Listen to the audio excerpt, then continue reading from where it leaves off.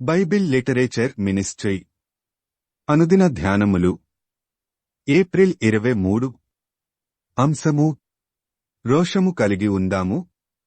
వాక్యము సమూయేలు మొదటి గ్రంథము 17వ అధ్యాయము 26వ వచనము.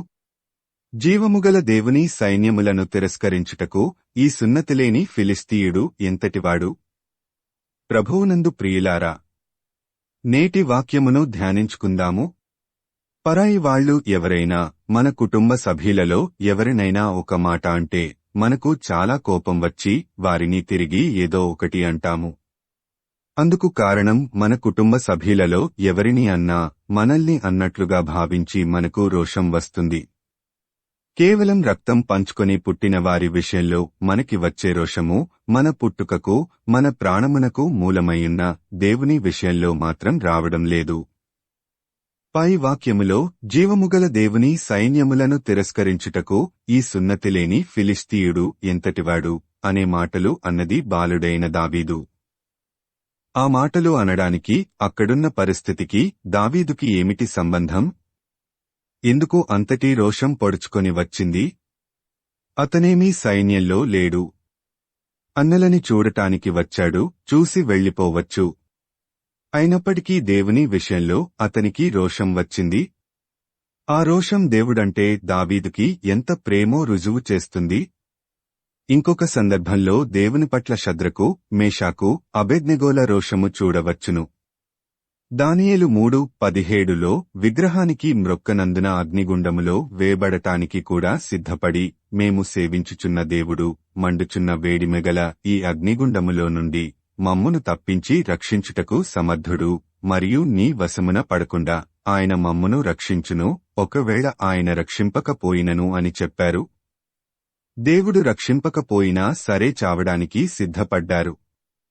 ప్రాణాలను ఫణంగా పెట్టే తెగింపు వాళ్లకి ఎందుకు వచ్చింది? ఎందుకంటే వాళ్లు వాళ్ల జీవితాల కంటే దేవుణ్ణి ఎక్కువగా ప్రేమిస్తున్నారు కాబట్టే. వాళ్లేమీ ఆకాశం నుండి ఊడి పడలేదు. మనలాగా మనుష్యులుగానే పుట్టారు. దేవుడు రక్షింపకపోయినను వాళ్లు రాజుని లెక్క చెయ్యరంట. మనమైతే దేవుడు మనల్ని కాపాడతాడు, మనకు ఏ లోటు రాకుండా చూసుకుంటాడు అనే కదా దేవుణ్ణి నమ్ముతాము. యోబు 2:10లో మనము దేవుని వలన మేలు అనుభవించుదుమా, కీడును అనుభవింపతగదా అన్న మాటలు యోబు రోషంతో పలికినవి. మనకేదైనా కష్టమొచ్చినప్పుడో నష్టం జరిగినప్పుడో దేవుణ్ణి నిందిస్తే మనం దేవుణ్ణి ప్రేమించటం లేదని అర్థము. దేవుని దృష్టిలో అందరూ సమానమైనప్పుడు యోబును పరీక్షించినట్లే మనల్ని కూడా పరీక్షిస్తాడు కదా. కాబట్టి మనం కూడా యోబులా ఉండాలన్న ఉద్దేశ్యంతోనే ఆ సంఘటనను బైబిల్లో వ్రాయించాడు తప్ప యోబుకి ప్రత్యేకంగా అతీంద్రియ శక్తులేమీ లేవు. యోబు దేవుణ్ణి ఎక్కువగా ప్రేమించాడు కాబట్టి దేవుని పట్ల రోషము కలిగి ఉన్నాడు. నిర్గమకాండము 25లో నేను రోషముగల దేవుడను అని పలికిన దేవుని బిడ్డలమైతే మనకు కూడా దేవుని విషయంలో రోషము వస్తుంది. దేవునికి అవమానం రాకుండా జీవించటమే దేవుని పట్ల రోషము కలిగి జీవించటం అవుతుంది. దేవునికి వ్యతిరేకంగా సాతాను ప్రవేశపెట్టే తంత్రాలకు లొంగకుండా ఈ లోకానికి, లోకాశలకు విరుద్ధంగా దేవుని కోసం రోషంగా జీవించి దావీదు, షద్రకు, మేషాకు, అబేద్నెగో, యోబులవలే దేవుణ్ణి గెలిపిద్దాం.